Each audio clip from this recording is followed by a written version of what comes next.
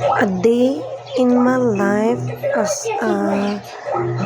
tigbantay o bata karong adlaw no nga kay na iganahan man siya kog tanaw diri sa gawas kay naay mga patong nga binuhi akong bana tapos karon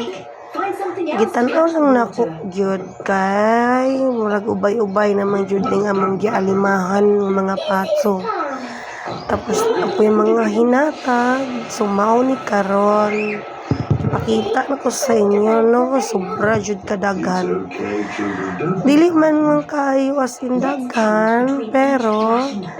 naanatay murag mapakaon everyday ginapakaon na to ni kay aron pod nga managan sila